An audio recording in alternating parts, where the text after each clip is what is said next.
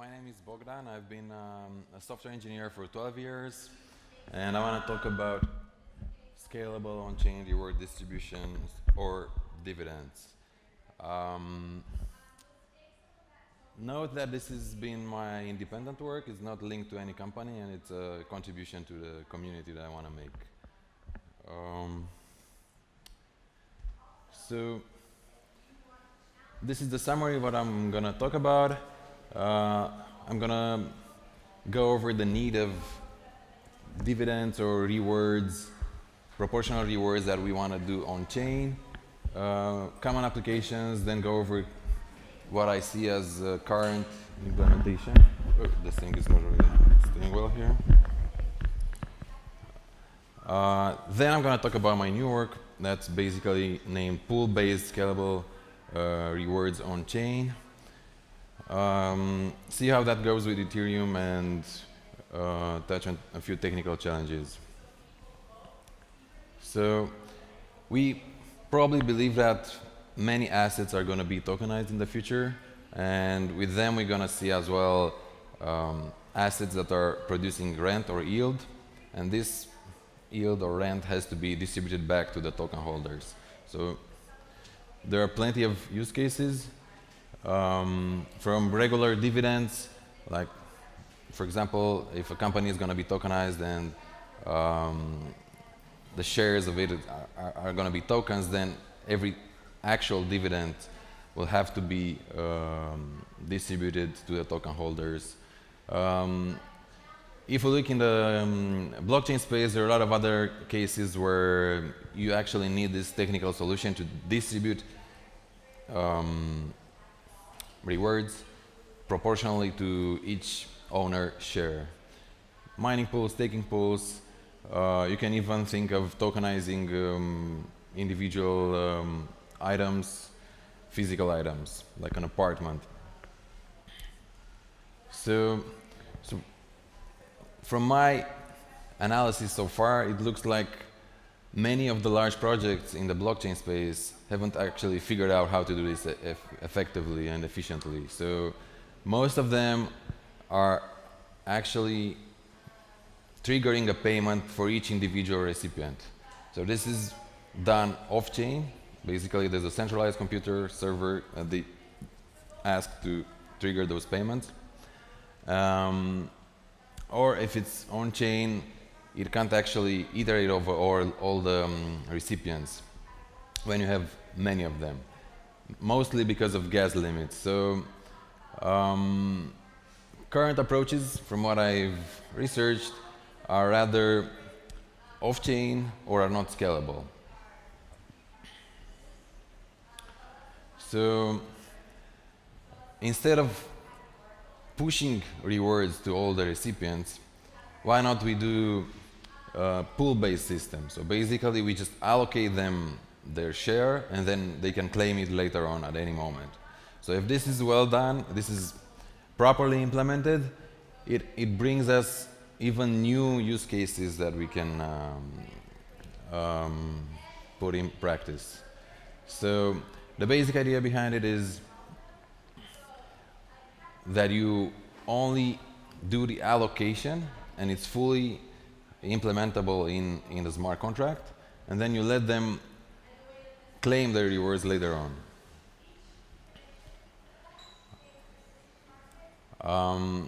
Here I'm just going to go over a very simple case just to give a hint of how this works. So for example, imagine you have an ERC20 token and all the balances are frozen. Nobody can change anything. So then you want to distribute, I don't know, let's say 100 Ether to everyone proportionally.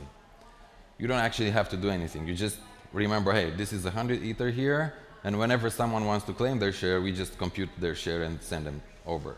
So this is very simple.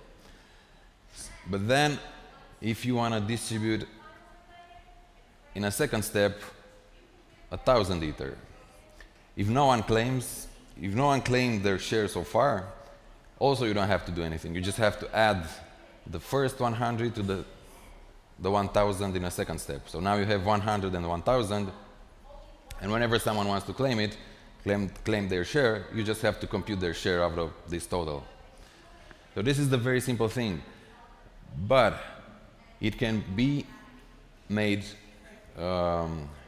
practical to work even if account balances changes and even if you do successive distribution as often as you want. Like,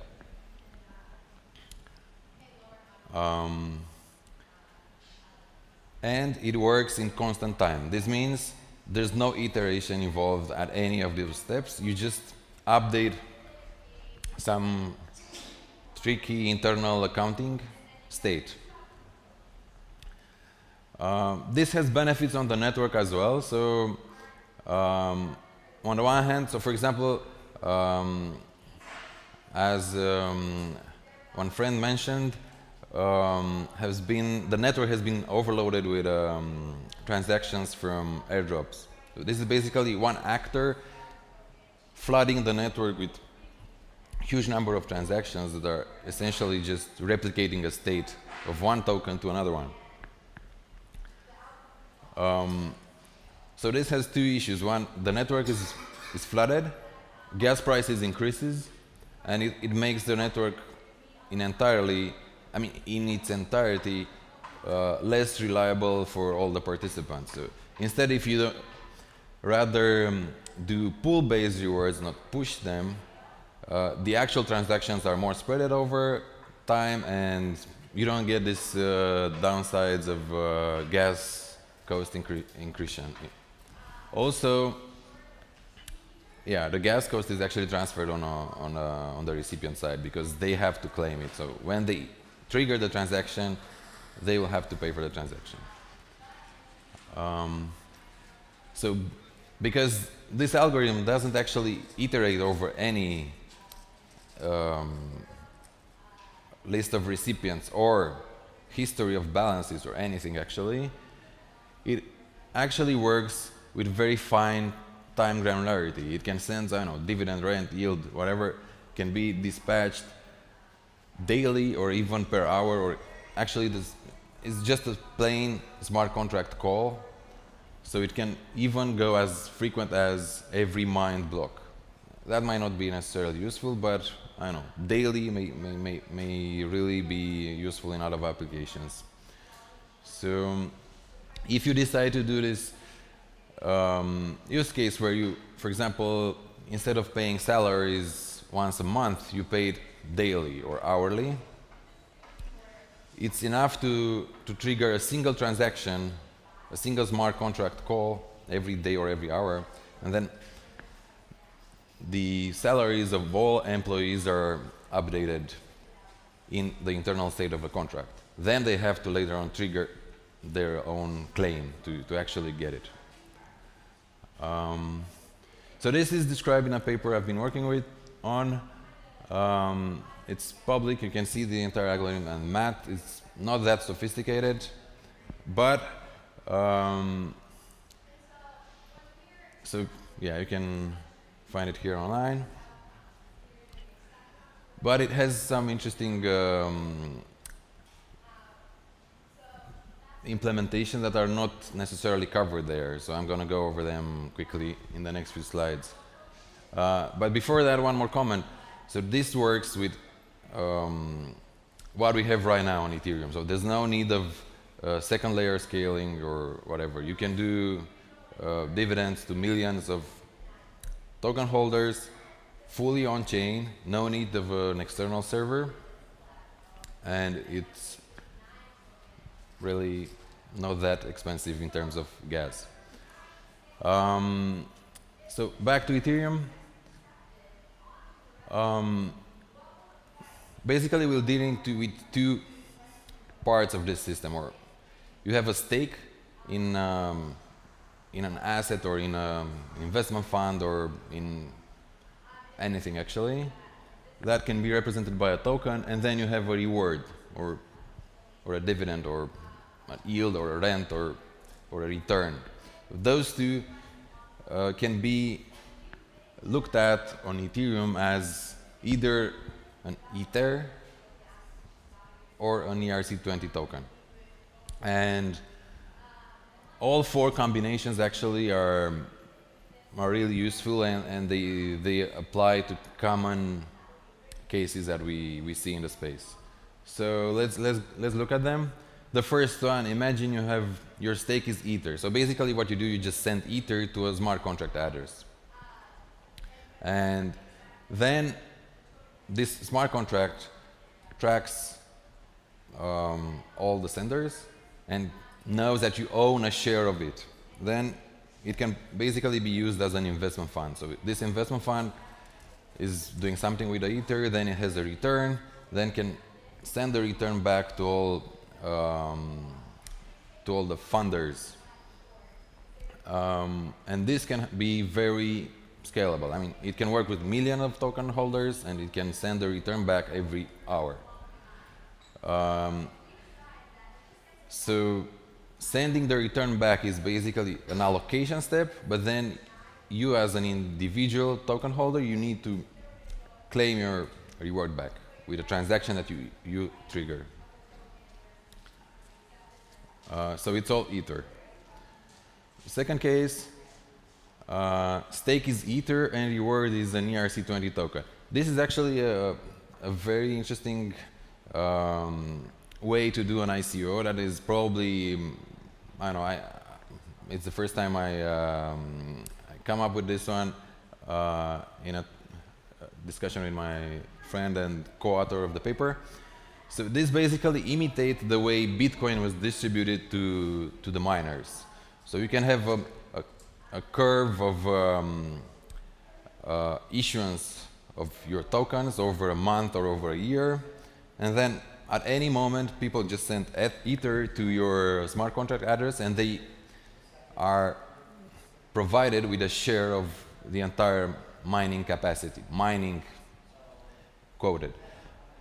So basically, you issue token every day, every hour, over a longer time, and at any moment someone can just capture a fraction of this issuance.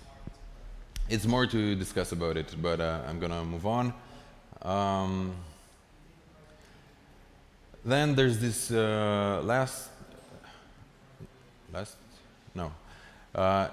if stake is an ERC20 token and reward is Ether, this is also an interesting application. So imagine, for example, if CryptoKitties had a security token, so you could buy a share of the CryptoKitties company, let's say. Then it's actually very feasible to distribute a fraction of the revenue they have from each kitty sale to all the token holders, fully on chain, without layer 2, just regular Ethereum as we have it right now. And the fourth case, you can imagine that both stake and reward are ERC20 tokens, so you can have basically two ERC20 tokens contracts. One acts as a security token, one acts as a utility token.